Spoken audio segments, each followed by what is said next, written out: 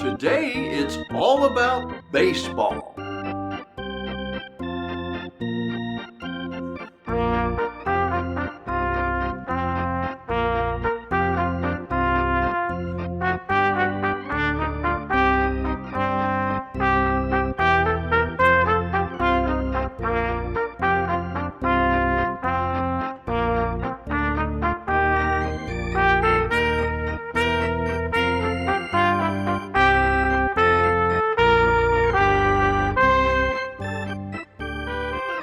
Hello, everybody, and thanks for watching Window Read. Hi, I'm Dave Miller, and here with me in the window next to me is my buddy Dean Peters. Today, our story is going to be a bit different from the norm on the channel. We're going to be talking baseball, Cubs baseball, the early story of 2021 season. We plan to do regular updates on the Cubs here, so please subscribe to Window Read so you can stay up with us all the time. And also click on that little bell thingy so that you'll know when a new story or a Cub update goes live. It's February in Chicagoland. As you can see behind me, holy cow! That snow is not what the Cubs expect to see in Sloan Field in Mesa as spring training begins, is it, Dino? I don't think so, pal. I think we're hoping for a little warmer weather and a little hotter baseball. Well, anyway, folks, every Cub fan knows that the Cubbies are going to win the National League pennant and the World Series in 2021. We're not here to dispute that, but we should take a look at the teams it stands and how we're going to go about winning. Dino's been a lifelong Cub fan and is here to give us his expert opinion on how they're going to do it. So, Dean, is it going to be a mountain to climb or a hurdle for the Cubs to get there? Definitely a mountain. It'd be like climbing Camelback Mountain 2 or 3 times, but I believe we can do it. So let's start with the defense, Dino. We'll look first at the outfield, then move on to the infield and finish up with the battery. After that, we'll look at the offensive side and talk about where the runs are going to come from. Boy, oh boy, and how we're going to go to the guys that get the guys to the plate. And finally, we'll talk about the coaching staff and the supporting players, okay? Well, when we talk about right field, of course, we know we're talking about Jason Hayward. Nothing better out there. Perennial all-star, unbelievable glove, great arm, tracks the ball like few can. I think he's probably a perennial right fielder in the league. Don't you think so, Dave? Well, we also have a young man. He's a good-looking young man. What the heck is his name? Philip Irvin. Where did he come from? For heaven's sakes, I'll tell you what, in the clubhouse, we're going to be buying a lot of towels for these young men. We might even have to get a few sets of diapers. Yeah, well, I guess we are a little young, Dave, but we run faster, throw harder when we're young. So I think it's going to go well. I agree, and now I think it's time to go move over to center field. What do you think, Dino? I think you're right. The beer's colder over there. Dave, when you talk about the outfield for the Cubs, you're really talking about outfield by committee. And it all starts with our perennial gold glover, Jason Hayward. Nobody more solid in right field and center than him. He'll be backed up by a handful of other guys. I think you like probably our second best outfielder. Well, I've really been very excited about Ian Happ. He makes me very happy. And somebody's got to step in for the departing Kyle Schwarber. And when you talk about Schwarber, and Happ will certainly be a staple out there, probably in center most of the time. But when you're talking about Schwarber's shoes, I would love to say somebody's going to come along and hit the ball as hard as he can. But I know there'll be some players that will step in. Jock Peterson, as they're throwing the ball around from happy over to left field. There'll be a number of guys that'll be catching the ball over there. I think Jock Peterson will be the staple. He'll be backed up by... the Cubs definitely like to use their third baseman as a lot of the third basemen will be out there. So Chris Bryant. Yes, thank you. Chris Bryant will be out there. You'll see Bodie out there occasionally as well. He's a third baseman that you'll see out there. But they'll be backed up by a ton of people, including Philip Irvin. I know you're high on him. You think he's going to do quite well? I think he'll do very well. And over in the corner will be Nick Horner. He's a good-looking young man. So we will have a lot of people. Not to mention, as I mentioned earlier, I was talking with a scout from the major leagues, and they said the beauty of what the Cubs have done is they put themselves in a position for their young talent to show what they've got. And I think we're going to see a surprise this year with some young talent.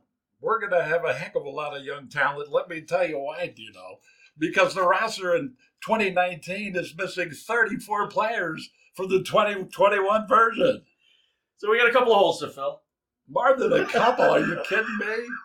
I mean, Jed Heyer's going to be staring at a computer screen for 12 hours a day trying to find good players. Let's move over to the infield. Well, what do you say we go third to first? Yeah, that'll be great. Well, Chris Bryant will be the staple at third, backed up by Bodie. You'll see some other people that will pop in there, but for the most part, those solid gloves will be there. And I will tell you what, I think both are solid. Bodie he's done such a good job over there. Bryant, of course, made the last out in the World Series. You got to feel comfortable with him there. And then, of course, there'll be Javi Baez that will play 362 games in a 162-game season at short. Maybe a few others might back him up. We just picked up that shortstop recently in the trade with with the Padres. The Padres, yes. Everybody loved that trade, and so we're real high on that shortstop. He was actually one of the top 10 players. One of the things, Dino, that really gets me is that we get these new players, they can barely pronounce their names. Another third baseman, this young man, Ildemaro Vargas. How do you pronounce Ildemaro?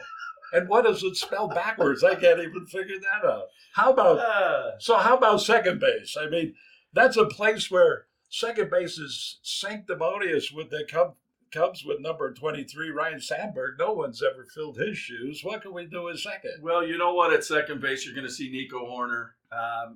A perennial baseball mind. He's really a sharp kid. He brings not only baseball talent, but baseball knowledge. And, a lot of times on-field knowledge is a category that you don't put a check mark by. But it could be the sixth tool in the baseball game of the five-tool player. And then he'll be backed up by Bodie, and I would imagine we'll see some young talent pop up there too. This Cub team is starting to look like the Swiss Army knife of the National League. Everybody's playing everywhere. Now, how about first base? Of course, everybody knows Anthony Rizzo. Well, I think Rizzo will probably make the squad there. I think he'll probably get the opening day nod. And then, again, you might be backing him up at some point, but we'll see everybody from Chris Bryant to Bodie to maybe even a little Contreras to give him a break from squatting for 9 innings. And so first base is not a concern of ours at this point. We just want to make sure that Rizzo stays healthy and hits the ball hard. That's really the main thing for us. A Gold Glover for sure. Now tell me about the teammates on this Cub team that are going to be catching the ball for this questionable pitching staff. Well, I understand we have 3 catchers on the roster, so somebody will be there for sure. But it starts with Contreras. It really starts and ends with Contreras. He is, statistically, he's the 3rd best catcher in baseball. And obviously underpaid for that situation. But I will tell you this. He hits the ball. He hits for average. He hits for power. He's, in just my opinion, he struggles a little bit with framing pitches. But other than that, he's solid defensively. And he's got a cannon for an arm. So you put that together, that was a foundation we hoped to build on when we won the World Series in 2016. We honestly thought it was going to be a waterfall of trophies. But unfortunately, you got to play the games and you got to hit the ball, catch the ball, and throw the ball. And we didn't do a good enough job in the years after 2016. So I'm eagerly looking to see what we can do when you start to put this youth together with our experience. And I'm hoping the youth is a good surprise. Another backup is Miguel Amaya. Hopefully we'll be saying, oh my, another home run from this young man. Tell me about him. So Maya is solid kid. Bats right, throws right. Big boy, 6'2", 230. And there's another young player you never know. Could come up to be whether solid backup or maybe trade bait so we could pick up a strong arm in the late October. Well, then that's a really good transition there, Dino. You're getting very good at this, by the way. So let's move on to the pitching staff. I'll tell you what, this looks like the people who walked out of a bad musical concert or something. I mean, we lost Jose Quintana. He was a free agent, went over to the Halos. John Lester, God bless his soul, went over to the Nats as a free agent. I mentioned Kyle Schwarber. He's going to be his teammate there. But then there's Yu Darvish. Yu Darvish, along with Victor Cantini, go to the Padres for a whole slew of guys that I've never heard of before. I mean, boy, oh boy, what are we going to do for pitching on this team? All we got is Kyle Hendricks and then maybe a few other fill-ins, but at least Jake Arrieta is back. Right. And let me expound a little bit on that trade. I think all of us were a little caught off guard. But as I had said earlier, we got 3 teenagers, and the good news about these 5 is only one of them is of drinking age, so we won't have to worry about any DUIs. By the time Dutchie and I would order dinner, I'd have 3 vodka martinis before the hors d'oeuvres even showed up in the on-deck circle. That's what I like about you, pal. Hey. Okay, Dave, let's get back to the mound. And obviously Hendricks, solid. There's the only people happier when Madden took Hendricks out of the World Series were the Indians because they couldn't hit him. But anyway, getting back to that, he throws the ball just hard enough to maybe break glass, but he's just unhittable. But now, we picked up Arrieta, and I will tell you this, he's probably not the Arrieta that we remember when we could go into Pittsburgh on a 1-game playoff and know that we were going to win if we scored 1 run. He's not that guy, but I'm hoping he's got an amazing work ethic. The guy does Pilates every day. Between his health, his knowledge, and the ability to bring the young talent around him. I think I mentioned that the Cubs have invited 25 non-rostered, non-signed players to Major League Camp. And so between our youth and maybe a guy who's looking to catch some last year heroics in his career, I'm hoping we put together a solid 5. Well, I agree with you on Jake Arrieta. He had the stuff that really makes you successful going all the way back to Texas Christian, where he played his college baseball. As you know, he drafted by the Baltimore Orioles and then headed over here to Cubland and then sent away after that to the Philadelphia Phillies. But the only thing good about Baltimore, I think, is that Arrieta finally got out of there. That's about right. I agree with that. We also lost Tyler Chatwood. Cole Hamels left the team in 2019. The holes are definitely going to have to be filled here. They are. You've lost. I think Chatwood had some of the best movement on the ball in baseball. I think when he throws the ball, half the time he's not sure where it's going to go. But amazing. He came around really well for us in the last year. Darvish, you're not going to fill that hole. He's a perennial winner. The guy had a heck of a season in 2020, abbreviated as it was. But Darvish was on the up and up. Darvish is a perennial Cy Young Award winner. I believe he should have won it. He didn't win it last year. He was a runner-up. But let's just say we don't always understand the inner workings of a trade. Certainly us Cub fans didn't understand this one.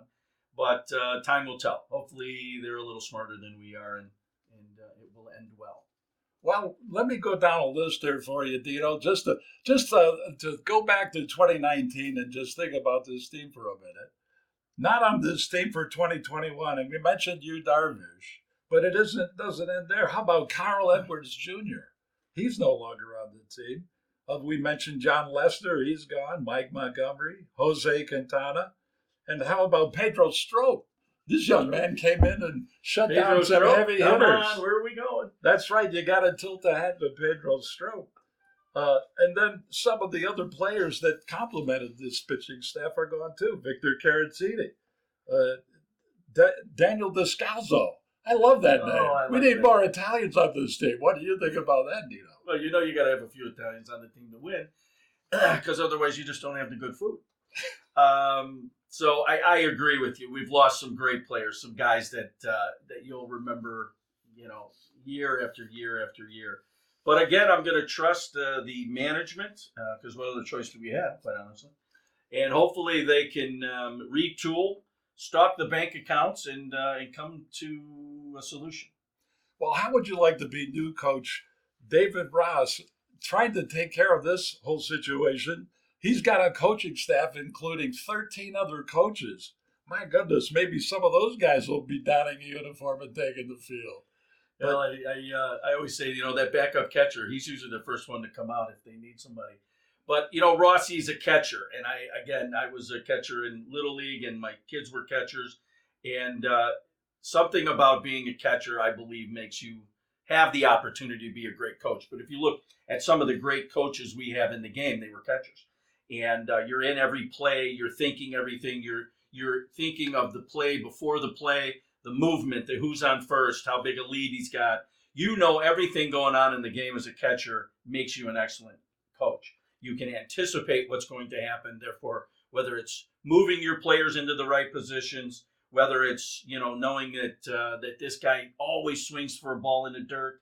So if you can get him on a high fastball, maybe get an inside corner, and you throw that ball in the dirt, you got to strike out when you need it. So Dino, back in your day when you were catching for some real fastball pitchers, did you tape up your fingers so the pitcher could see your signals better? I didn't, nor did I paint my fingers. We didn't have many signals back then. It was kind of like, come on, baby, throw it hard right here. But honestly, I did wear a pad a few times. We had some guys that could clip up there, and by high school we're throwing 90, 91, which was a fireball back then, But we kind of had 1 and 2 and fist. That was about it. So, but in today's world where guys can make the ball move every direction known to man, I probably would have moved to the infield or outfield a lot quicker. Well, listen, as a great baseball player in your day, I'm surprised you weren't a starter for the Northern Illinois Huskies. Were you not an NIU grad? You know what? Unfortunately, they didn't recruit me. And if you might remember, they actually toyed around with not having baseball there for a while. And then they hired a gentleman. He brought it back, and they actually did very well. Well, I'll tell you what, they had some good management back then in those days. I'm wondering what's going on with the ownership of the Cubs right now, the Ricketts family. And, you look at what's going on, it makes you wonder, is there something that you can point to for that? Well, I think we all realize that the Cubs are structured differently. So all the other teams in baseball, they get 70% of their revenue outside the park, 30% inside the park. The Cubs are structured just the opposite. So when people don't show up to the park, the Cubs are losing 70% of their revenue. I believe they made some bad TV decisions as well. And the only reason it was bad is we ended up with a pandemic, and it just didn't quite catch the way it was. Quite honestly, the Cubs should be the Dodgers and the Yankees. They should have that kind of money, but they don't. It's obviously everything that's happened here is based on money. But again, these guys haven't backed into their last dollar yet. So I think they'll do okay. And if we can get some butts in the seats, if I can say that on cable, we should do okay. Because again, you know how quickly we'll fill up Wrigley and buy our 2.3 hot dogs and our 5.6 beers. So, Dino, you got to score runs to win baseball games, right? They say one more than the opponent anyway. One run, more run than the opponent. They say good pitching stops good hitting. So let's talk about good hitting on the Cub team for 2021. What do you see out there? Well, you know what? And again, with all the moves we've made, it's kind of drawn the attention away from the fact that we have 3 or 4 perennial huge bats. I'm not talking, your average bats, but let's just start with Rizzo at first. If he can have a Rizzo type season, you're talking 30 home runs, 30 plus home runs, an average of somewhere hopefully north of 270, 280, even if he gets it up over 300. Nico Horner shows all the potential in the world to be one of those guys. Love to see him be a leadoff guy. I'm not sure he is. But in, again, old school baseball, I think you need a leadoff guy. I think you need a guy behind him who can bunt, who's fast, who can get on base if the leadoff guy doesn't get on base. And then you've got guys like Rizzo who should bat 3rd through 5th. You got Hayward, if he hits the ball, he's a 3 through 5 hitter. Bryant, of course. Bryant you could put anywhere in the first 5. He's got to come around and have a big year, and I think he will. We all know he's trying to get it signed to a big contract. And so this is a guy that if he really were to put it all together and be healthy, he could be a 40-plus homer guy. He's still got speed. He seems to hit for average, which is something you don't see out of a power hitter. And then you throw Contreras in that mix. He's a 3 to 5 hitter. You've got some solid bats that a team would love to have. And then you fill it in with a Bodie. You fill it in with Jock Peterson. You fill it in with some of these other guys. And, as long as you can put those numbers on the board, I see this as a 3 to 5 run a game guy, and we just need our pitchers to keep us in the game. I think we'll do fine. I think we're due. I really do. I don't think Rizzo's had a season up to par. I don't think Bryant's had a season up to par since the World Series. I think Bodie's got 275 in him, and 10 to 15 home runs. Contreras, there's no ceiling for Contreras. Well, what about Javi Baez? I forgot about Javi Baez. We skipped right over him. Javi's a guy, again, you talked about that guy who likes to swing the ball in the dirt. He hits the low ball real well, but as soon as it bounces, he doesn't hit it so well. So Javi's another guy. If he were to have a Javi year, again, you're looking at 5 to 6 solid major league bats. That's hard outs right there. Javi Baez reminds me of a Sammy Sosa, less about 50 pounds of additional helped weight there. Yes. Well, I think Sammy had maybe a little help back then, adding some weight. I think it was more than the Cheerios. What do you think? Yeah, I think he was eating a lot of tuna. I could have used a little bit of that in my day too. Yeah, I might have made single A. I used other fermented elements in my day, but I never got off of those fermented ones. But baseball is not always just hitting the ball hard. You have to run fast. You've got to steal bases. You've got to be able to bunt the ball. You've got to be able to do some things that turn the defense on their ear. Where do we get the speed in this lineup? Well, I don't think that's our game, Dave. I think we. Unless there's some young speed or young talent out there, we're not a baseball. We're not stealing bases. We're not bunting much. I just don't see us as that game. I hate to say it, we've become more like the Tampa Bay Rays and the Oakland A's. We're going to have to do smarter baseball. We get a guy on first base, we can't afford to have him thrown out at second. So stealing a base is probably not something we can do unless a sharp coach sees a hole. A weakness in a catcher, catches a sign, a guy on second picks up a sign. Something's got to happen to give us that advantage. Now, I'm a big fan of Billy Buck, and most people probably don't know. Still one of my favorite fans, still one of my favorite players, still one of the hardest guys in the history of the major leagues to strike out. But he had no Achilles tendons. He had hurt his Achilles tendons, but back before we had the modern science that we do now in medicine. And he said he should steal 10 bases a year. So there are the right opportunities to steal. We just don't have a predominantly fast team. Well, with all that said, I think it's probably time to wrap it up here. So, Dino, if you would tell us, what you think is going to happen with this Cub team for 2021, and who do we have to watch out for in our own division? Well, there's no doubt about it. Our division got stronger, and we didn't on paper. So the Cardinals will be there. Milwaukee always seems to have a few Cub killers on the staff. They've given up some talent, but I think they've also brought some young talent in. Pittsburgh is one of those teams, you count them out every year, and they most of the time seem to be there. They must have an excellent player development.